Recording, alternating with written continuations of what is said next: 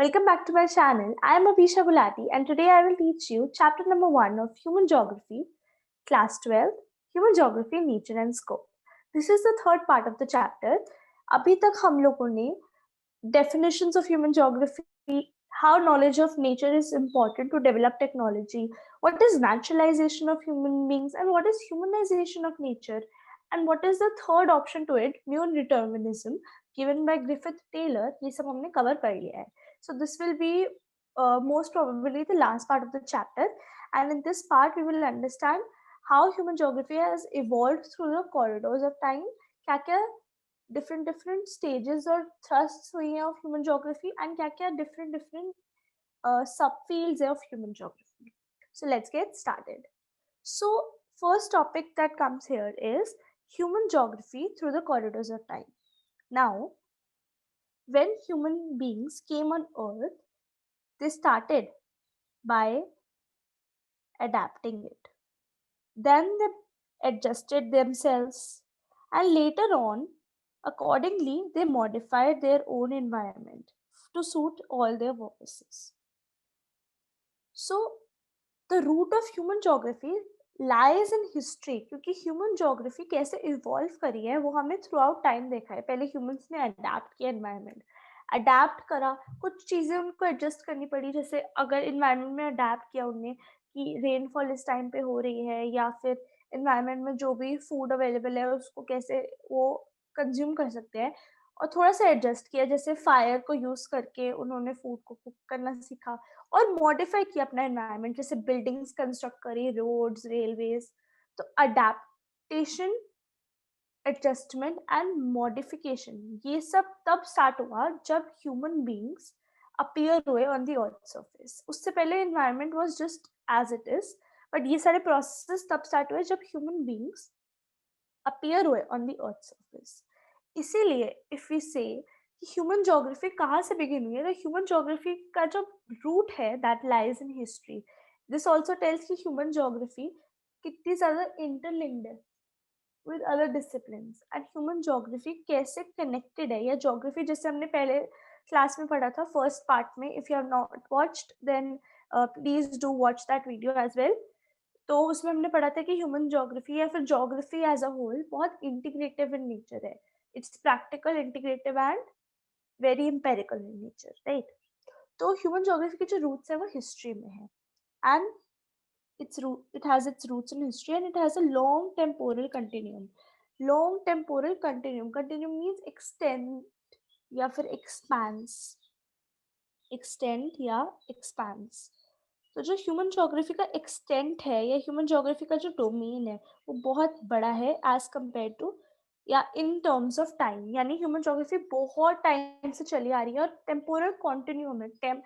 Temporal, temporal मतलब time से related. तो टाइम से हम ह्यूमन ज्योग्राफी को स्टडी कर सकते हैं, और उसमें बहुत सारे अप्रोचेस यूज करे हैं. अब ह्यूमन बींग्स और इन्वायरमेंट के रिलेशनशिप को अगर हमें स्टडी करना है तो बहुत लॉजिकल सी बात है कि बहुत सारे डिफरेंट अप्रोचेस यूज कर सकते हैं हम, कि हम ऐसे स्टडी करें या फिर हम वैसे स्टडी करें.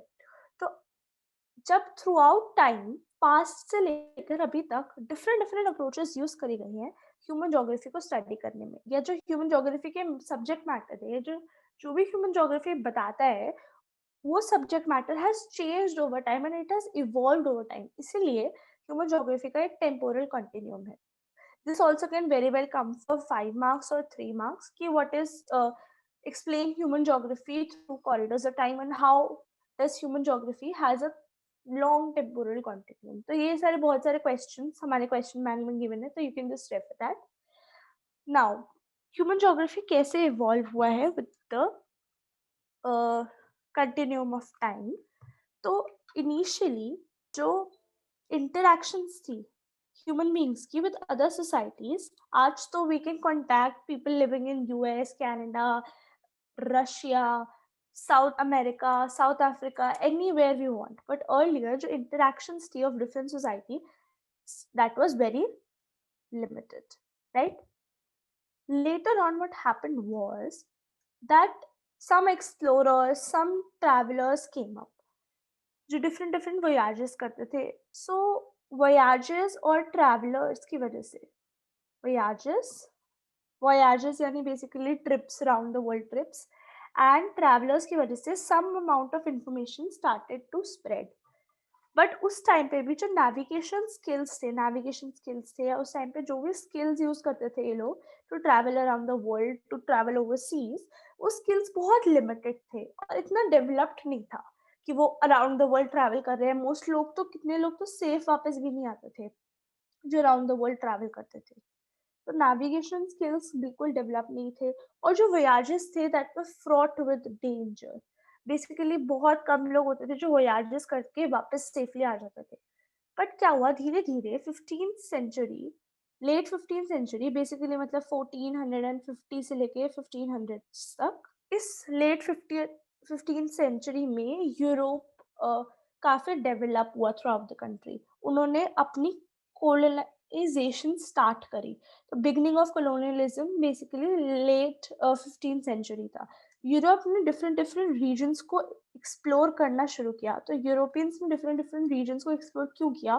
For two purposes. First, to access their resources, whatever resources all people had, like oil, like other resources, probably cash crops, food crops, anything. Indigo, जैसे इंडिया में बहुत रिच था रिसोर्सेज के लिए। And secondly, to obtain inventorize information, basically obtain करना systematic information for the basis of colonialism. तो ऐसे through the corridors of time evolve करा है हमारा कॉन्सेप्ट ऑफ ह्यूमन ज्योग्राफी। तो ये सब हमने ह्यूमन ज्योग्राफी में पढ़ा है, because human geography is all about what are the activities of human beings, right? इस तरह से ह्यूमन ज्योग्राफी इवॉल्व करी है through the continuous of time. जो कॉलोनियल पीरियड था उसने इम्पीटस प्रोवाइड किया, एक बेस प्रोवाइड किया for accessing the resources of the region and to provide or to obtain inventorized information for Europeans. Up the broad stages and thrusts of human geography as a subfield of geography. ये बहुत interesting और बहुत easy topic है, and it can very well come for 5 marks straight away. तो human geography कैसे evolve किया है? Basically कोई भी डिसिप्लिन या हम कोई भी स्टडी पढ़ते हैं, B it human geography, B it economics, psychology, political science, कुछ भी पढ़ते हैं, तो हर स्टडी इवॉल्व करती है थ्रू आउट टाइम, राइट? ऐसे ही बहुत बड़ी कोई डिसिप्लिन तो डेवलप होती नहीं, तो टाइम के साथ इवॉल्व करती है। तो डिफरेंट डिफरेंट अप्रोचेस यूज होती है। पहले कुछ होता था अप्रोच यूज, पहले फोकस किसी और चीज पे होता था, अब फोकस किसी और चीज पे होता है। तो वैसे ही ह्यूमन ज्योग्राफी में भी बहुत सारी स्टेजेस आई हैं और बहुत सारा थ्रस्ट आया है। थ्रस्ट का मतलब भी बहुत सारे पीरियड्स या स्टेजेस होता है। तो मेनली 5 या 6 max, mainly 6 stages human geography में अभी तक आए हैं। तो सबसे पहले क्या होता है, इसको एक स्टोरी की तरह हम समझेंगे, राइट?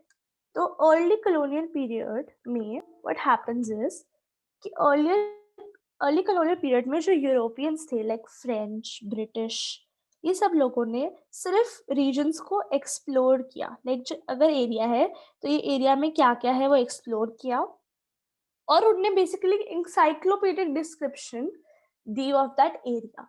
इंसाइक्लोपीडिक डिस्क्रिप्शन क्या होता है? बेसिकली डिफरेंट डिफरेंट फीचर्स के बारे में बताया एक एरिया के, लाइक उस एरिया का क्लाइमेट कैसा है, उस एरिया के क्या क्या फीचर्स है, उस एरिया की वेजिटेशन कैसी है, लैंडफॉर्म कैसा है, उस एरिया के पीपल का क्या कल्चर है। तो ये एक बस इंसाइक्लोपीडिक डिस्क्रिप्शन थी। तो बेसिकली उन्होंने डिस्कवर किया कुछ एरियाज और एक्सप्लोर करे। पहले उन्होंने डिस्कवर किया, फिर उन्होंने एक्सप्लोर किया।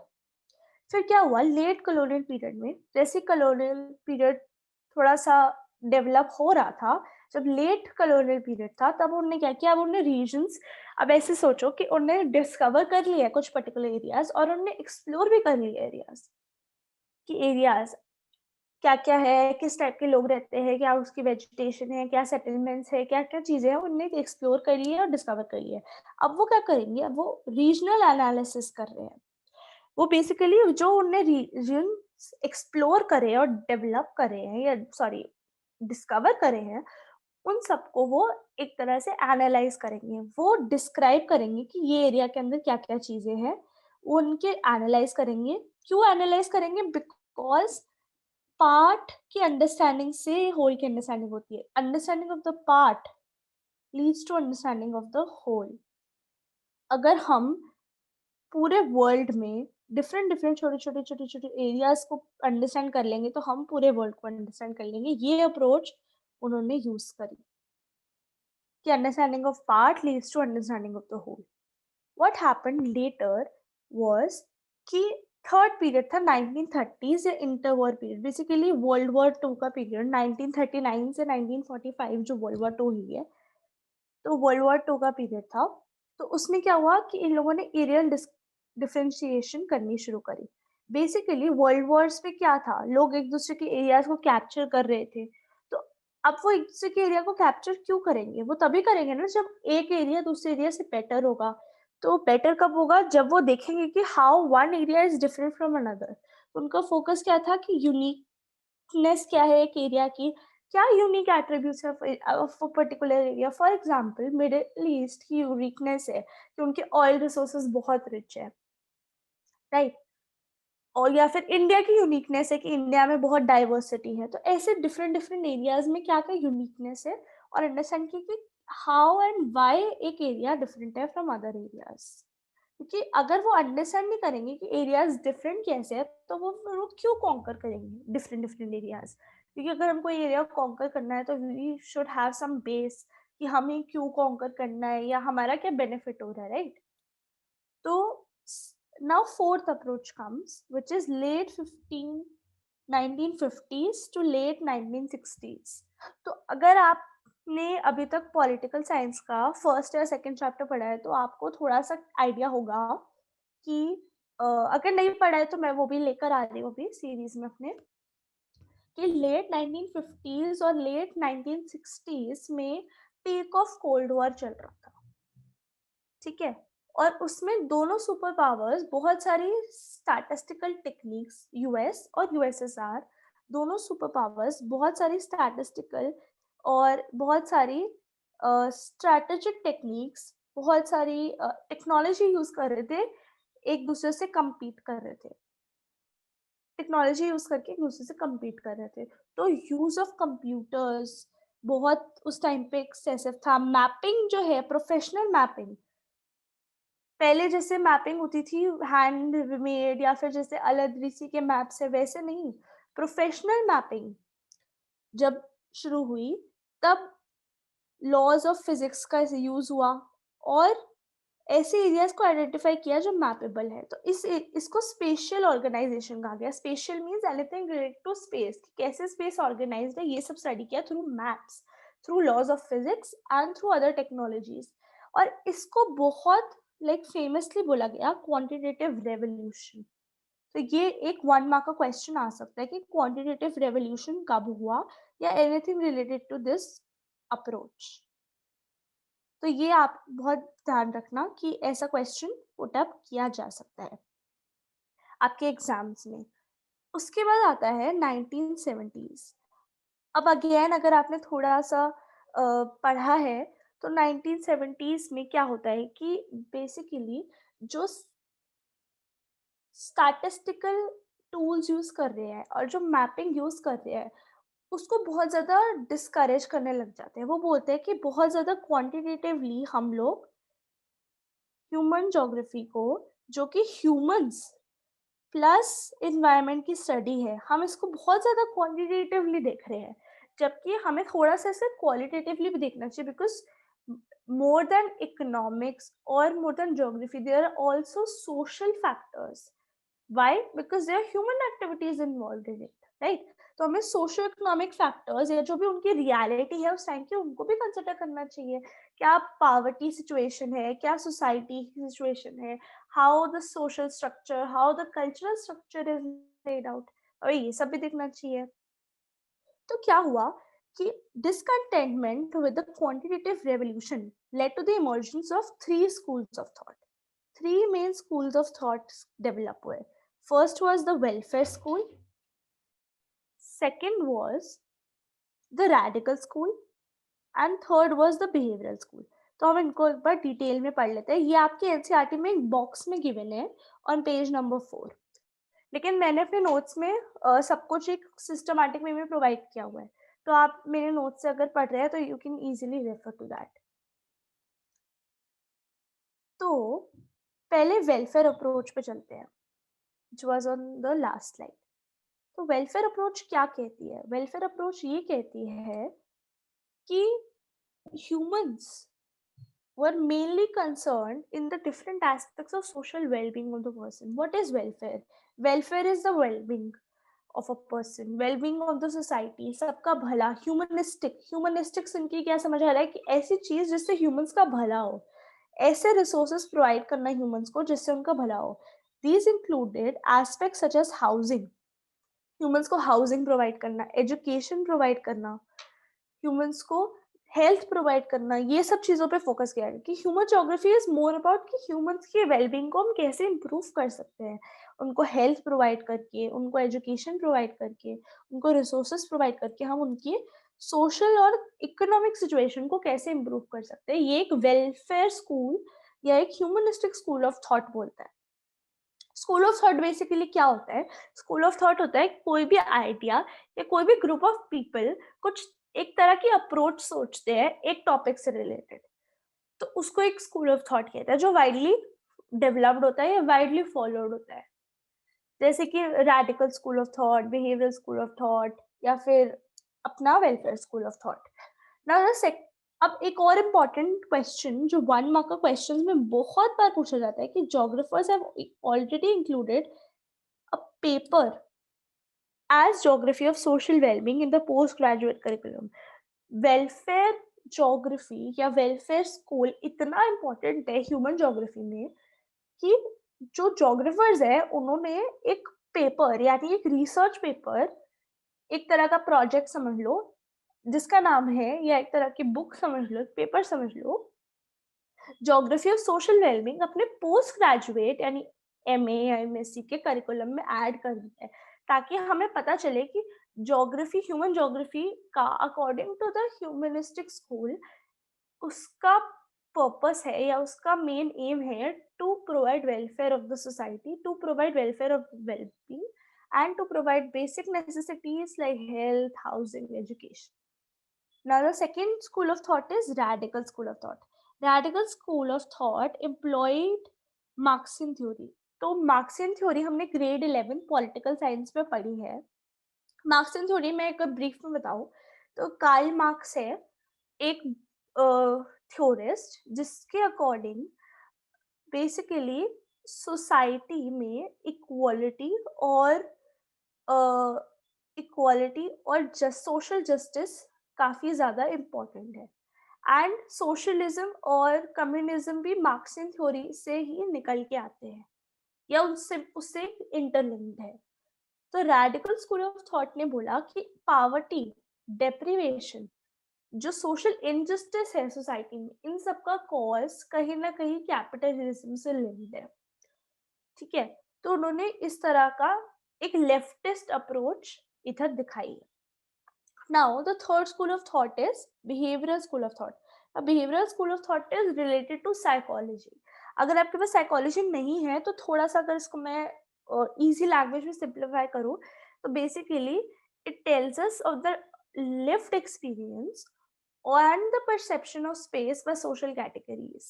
Basically कैसे डिफरेंट कल्चर के लोग, कैसे डिफरेंट सोसाइटीज के लोग एक दूसरे को या फिर कैसे डिफरेंट डिफरेंट कल्चर्स एक प्लेस को या लोकेशंस को परसीव करते हैं, वो अपने एक्सपीरियंस को कैसे करते हैं, कैसे एग्जाम्पल के लिए कैसे जो लोग दिल्ली में रहते हैं उनका behaviour is completely different from the people who live in may be Bangalore और कर्नाटका, या फिर जो लोग अमेरिका में रहते हैं उनका behaviour is completely different from the people who live in Russia, और मे बी जो लोग आइलैंड्स में रहते हैं जैसे मॉलडीव्स या फिर मेडागास्कर आइलैंड्स, उनका बिहेवियर इज कम्प्लीटली डिफरेंट जो लोग डेजर्ट्स में रहते हैं जैसे थार डेजर्ट या फिर लद्दाख. तो कैसे बिहेवियर और कैसे हमारे एक्सपीरियंसेस और perception of space, perception of location change होता है of social categories like ethnicity है. तो आपकी एथनिसिटी अलग है तो एक तरह से आप स्पेस को भी अलग तरीके से परसीव कर रहे हो. डिफरेंट रेस के लोग, डिफरेंट रिलीजन्स के लोग, different age, different gender, different communities, different nationalities के लोग कैसे स्पेस को परसीव करते हैं, ये सब पढ़ा गया. तो ये भी काफी इंटरेस्टिंग स्कूल ऑफ थॉट है।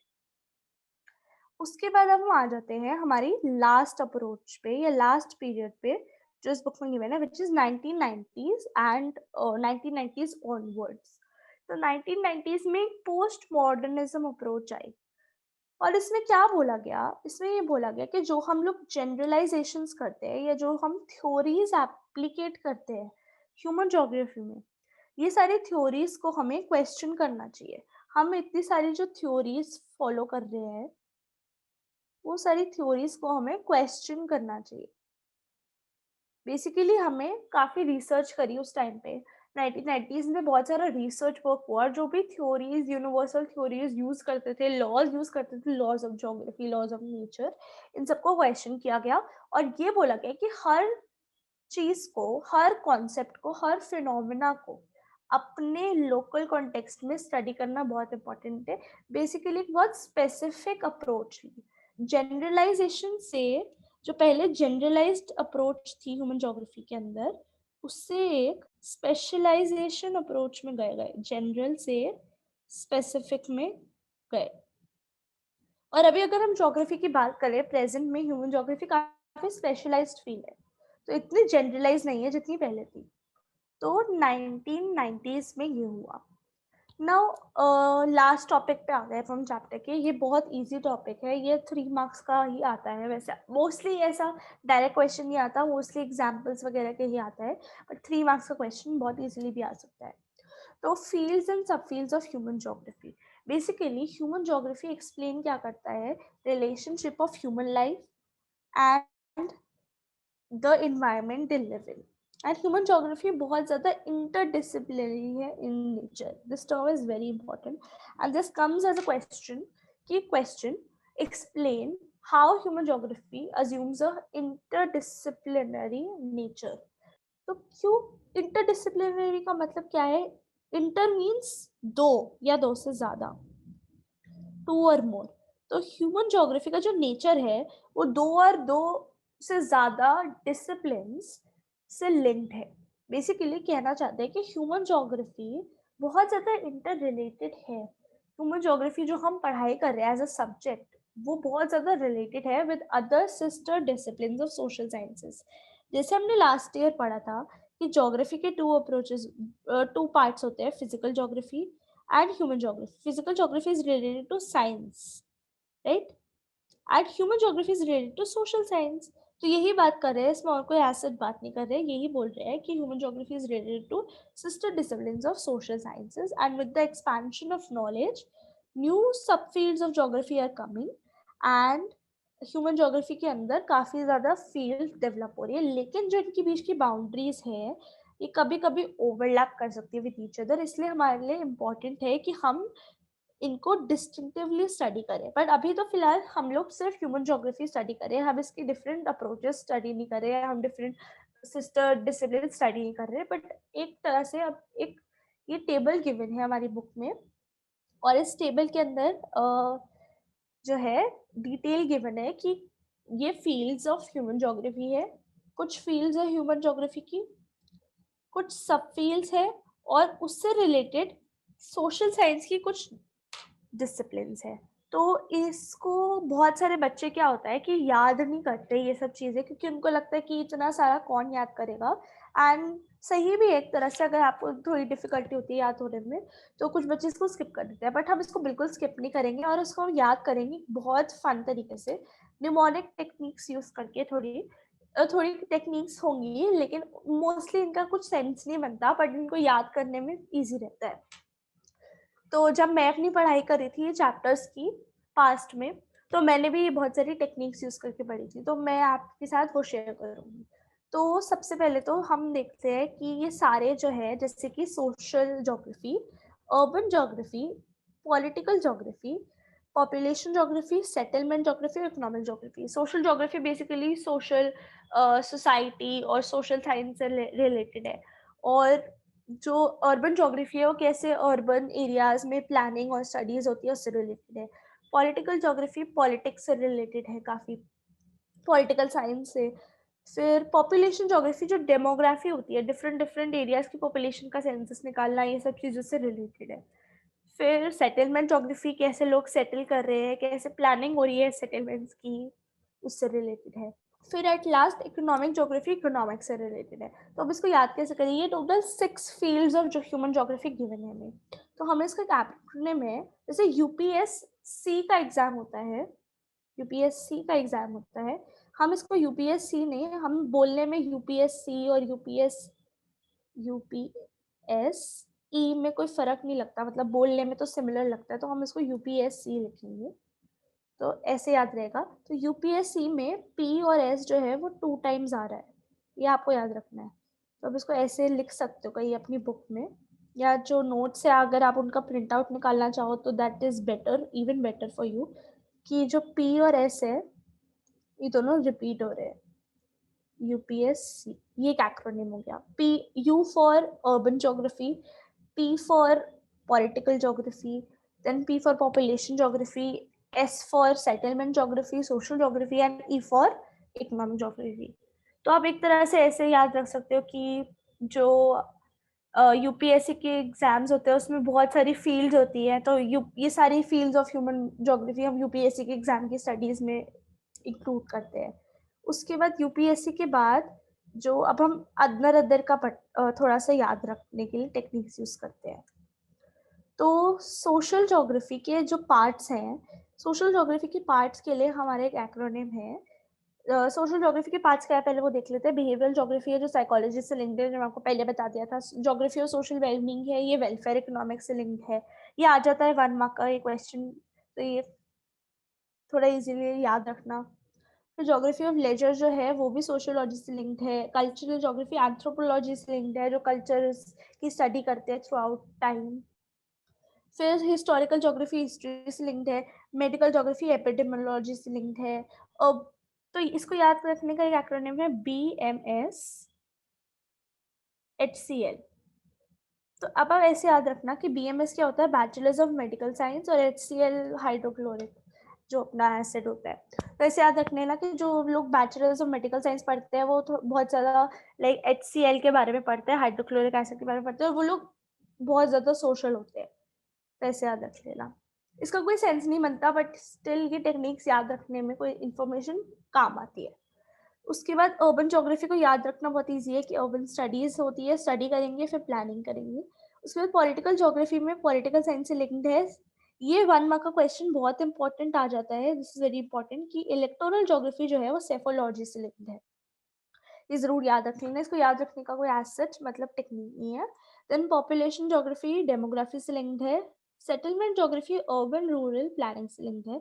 अब इकोनॉमिक ज्योग्राफी को याद करने की टेक्निक ले लेते हैं। तो इकोनॉमिक ज्योग्राफी में पहले हम देख लेते हैं क्या क्या है। इकोनॉमिक ज्योग्राफी में आता है ज्योग्राफी ऑफ रिसोर्सेज, जो कि रिसोर्स इकोनॉमिक्स से लिंक्ड है, कि रिसोर्सेज कैसे जैसे लोकेटेड है। ज्योग्राफी ऑफ एग्रीकल्चर, जैसे एग्रीकल्चर कैसे डिस्ट्रीब्यूटेड है। ज्योग्राफी ऑफ मार्केटिंग, की मार्केटिंग कैसे हो रही है डिफरेंट एरियाज में। ज्योग्राफी ऑफ टूरिज्म, कि टूरिज्म कैसा हो रहा है, travel and travel management, international trade. तो इसको याद रखने का तरीका है IM रैट। आप रैट नहीं है, बट इसको याद करने का तरीका है IM रैट। तो ऐसे याद रख लीजिए कि जैसे बोलते हैं ना कि जो लोग पैसों के पीछे भागते हैं, that is a rat race, and पैसों के पीछे नहीं भागना चाहिए, अपना कुछ यूनिक करना चाहिए। तो रैट, IM रैट। तो इकोनॉमिक ज्योग्राफी, पैसा इज इकोनॉमी, मतलब उसको याद रखने का तरीका है कि IM रैट। तो I for international trade, then M for marketing, and R for resources, A for agriculture, and T for tourism. And ऊपर वाले का भी मैं एक बार एक्सप्लेन कर देती हूँ, BMS HCL में है क्या, क्योंकि मैं भूल गई वो एक्सप्लेन करना। तो BMS HCL में B for behavioral geography, then M for medical geography, S for geography of social well-being, H for historical geography, C for cultural geography, and L for geography of leisure. तो ऐसे हमारा chapter complete होता है। I hope you like this video, I hope this video benefits you. Also if you have any doubts, any queries, please be free to comment down below. इस chapter के notes जो मैंने Cornell note making technique से बनाया है, which is one of the best note making techniques. अगर आप भी अपने नोट्स इस टेक्निक से बनाएं तो बहुत बेनिफिट होगा। बल्कि अगर आप नहीं भी बना रहे तो मेरे नोट्स मैं आपको प्रोवाइड कर रही हूँ जो कि बिल्कुल इंक्लूसिव है। अगर आप एनसीईआरटी नहीं भी आपको टाइम मिल रहा है पढ़ने का एग्जाम से जस्ट पहले, तो आप मेरे नोट्स को ओवरव्यू कर लीजिए, that is more than enough. मैंने हर पॉइंट एनसीईआरटी का इंक्लूड किया है, और अगर आप एक लेक्चर देख लेते हो तो और भी अच्छा है। तो मैंने नोट्स डिस्क्रिप्शन में डाल दिए। If you have any query, please be free to comment down below. Thank you for watching. Please like, share and subscribe if this video benefits you.